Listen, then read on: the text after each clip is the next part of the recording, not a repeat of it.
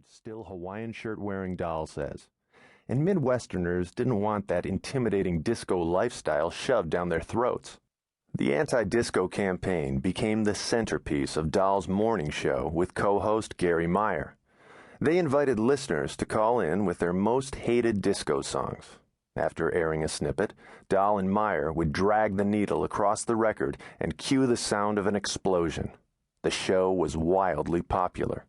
When the duo offered membership cards to a Kill Disco organization, 10,000 listeners called the station within a week to sign up. Dahl took the show on the road, packing a suburban Chicago nightclub with a Death to Disco rally. But what was so intimidating about people dancing in nightclubs? Why did rock fans in Chicago hate disco so much? Because it sucked. That's why. The songs, the dancing, the roller skating, the disco balls, the heavy makeup. It was all so massive, so goofy and over the top.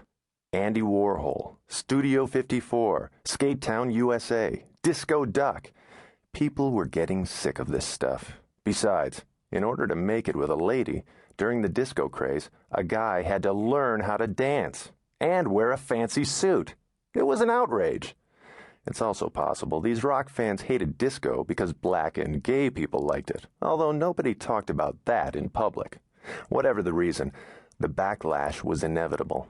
Disco needed to be destroyed, and Dahl appointed himself the Pied Piper for this enraged crowd.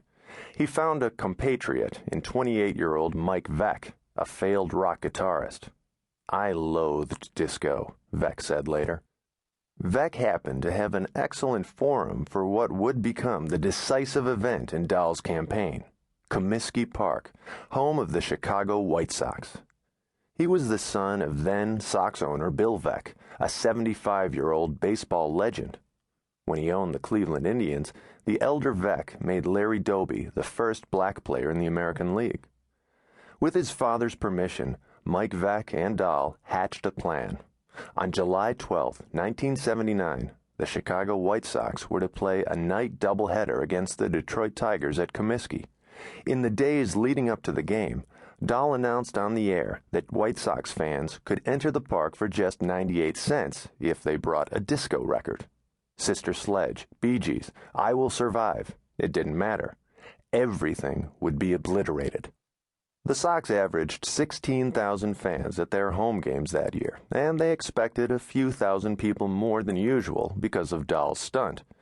They were completely unprepared for the army of 59,000 fans who showed up at the first game, carrying stacks of Bee Gees albums in their arms.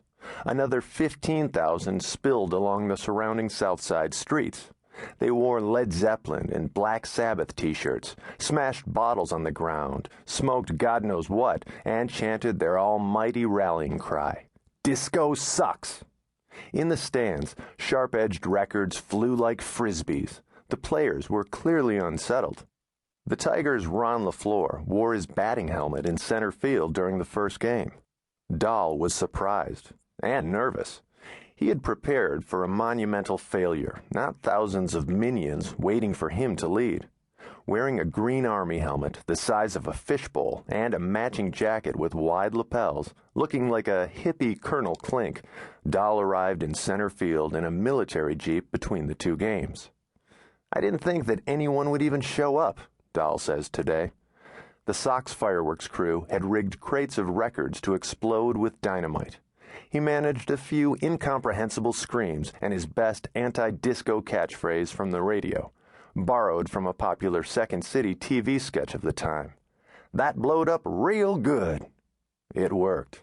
Unwittingly, he rallied 10,000 fans to storm the field, climbing down the foul poles and turning the record explosion in center field into a raging bonfire. Sox officials hesitated to call in the cops for fear of stirring things up even further. They allowed fans to linger, shredding the dirt and turf beyond recognition. The senior Veck and legendary baseball announcer Harry Carey impotently attempted to exhort people back to their seats over the loudspeaker.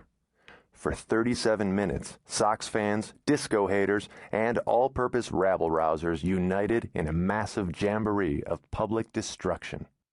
One such Sox fan was a 21-year-old Southside.